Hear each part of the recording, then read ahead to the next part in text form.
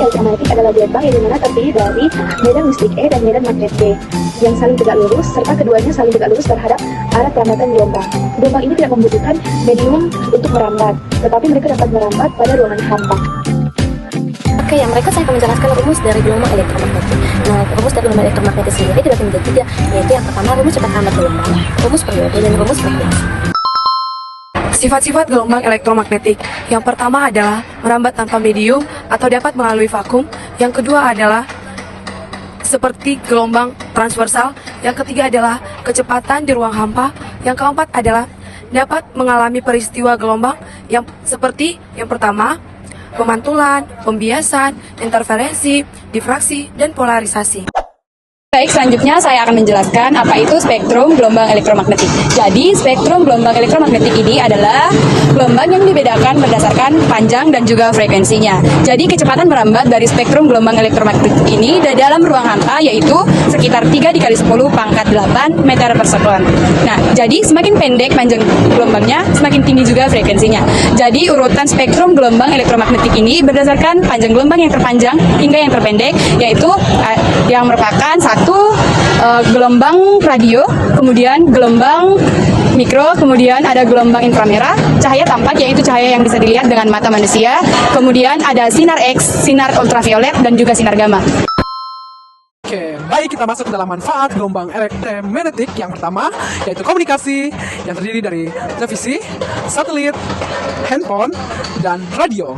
Dan yang kedua yaitu untuk industri, yaitu yang pertama microwave dan sensor inframerah. Dan yang ketiga yaitu untuk kesehatan, yaitu yang pertama sinar X dan terapi radiasi.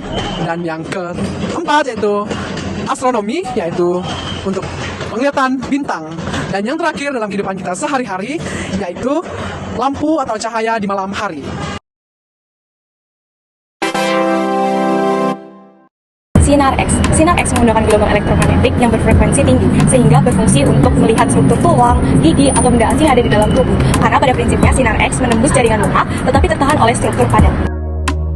CT scan merupakan suatu prosedur yang digunakan untuk mendapatkan gambaran dari berbagai sudut kecil dari tulang tengkorak dan otot. CT scan merupakan alat penunjang diagnosis. CT scan dapat membantu para dokter mendiagnosis berbagai kondisi medis seperti adanya tumor, cedera, atau penyakit lainnya dengan cara memvisualisasikan organ, jaringan, dan struktur internal secara lebih jelas.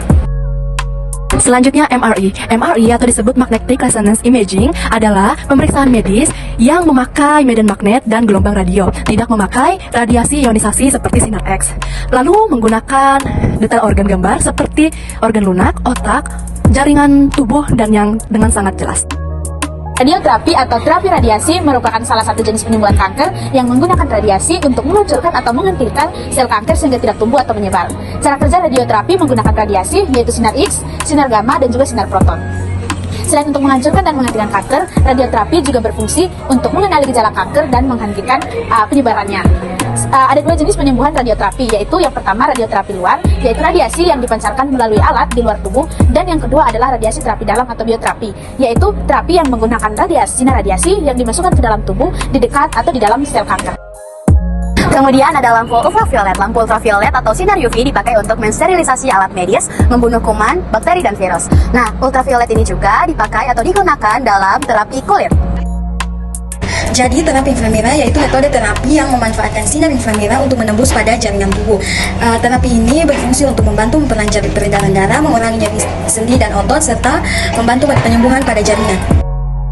Selanjutnya adalah pulse oximeter. Pulse oximeter adalah alat kecil yang dipasang di jari untuk mengukur kadar oksigen darah yang memanfaatkan cahaya tampak dan inframerah untuk mendeteksi kadar oksigen melalui hemoglobin. Dan kesimpulannya, gelombang elektromagnetik adalah gelombang yang terdiri dari medan listrik dan magnet yang merambat tanpa medium dan memiliki spektrum luas dari gelombang radio hingga sinar gamma yang sangat bermanfaat dalam berbagai bidang seperti pada medis seperti sinar X untuk melihat tulang, sinar gamma untuk melihat terapi medik atau terapi kanker, dan yang terakhir adalah gelombang radio untuk MRI.